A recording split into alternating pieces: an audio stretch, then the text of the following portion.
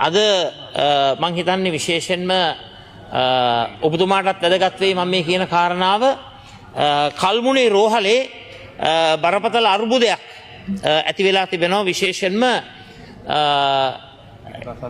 ඉස්ලාමීය පසුබිමක මුස්ලිම් නිලධාරියන්ට ඇත්ත වශයෙන්ම යුනිෆෝම් එක පිළිබඳව මේ යුනිෆෝම් එක පිළිබඳ ප්‍රශ්නය නිසා ඒ නිලධාරියන්ව කල්මුනේ රෝහලෙන් තවත් රෝහලකට මාරු කරලා යවලා තිබෙනවා. අපි දකිනවා ඒක සුදුසු දෙයක් නෙවෙයි. මං හිතන්නේ අපේ රට තුල ඒ ආගම් වලට ඒ ජන කොට්ටාස වලට ඒ සංස්කෘතීන් වලට තමන්ගේ ආගමික රටාවන් ඒ සංස්කෘතික රටාවන් අනුගමනය කිරීමේ නිදහස තිබෙනවා.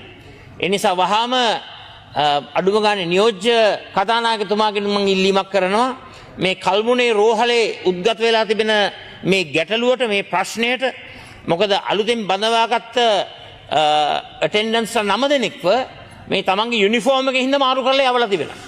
දැන් ඔබතුමාලා බලයට ආවේ ಜಾති ආගම් කුලමල පන්ති පක්ෂ ඔය කිසිම තරාතිරම් ભેදයකින් තොරව කටයුතු කරනවායි කියලා.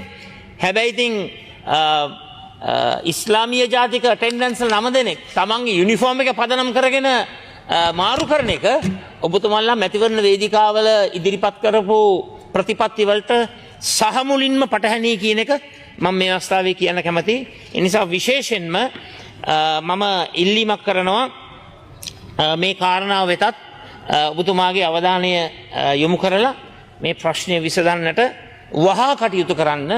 ඒ මාරු කරපු ඒ මුස්ලිම් ජාතික අටෙන්ඩන්ස් 9 දෙනා ආපහු ඒ අය ඒ ඉන්න තැනටම ස්ථාපනය කරලා ඒ අයට ඒ අයගේ සංස්කෘතියට අනුකූල යුනිෆෝම් එක ලබා දෙන්න. මොකක්ද ඔක ගැන තියෙන ප්‍රශ්නය? ඒ නිසා මම යෝජනා කරනවා ඒ කාර්යය ඉෂ්ට සිද්ධ කරන්නයි කියන කාරණාව.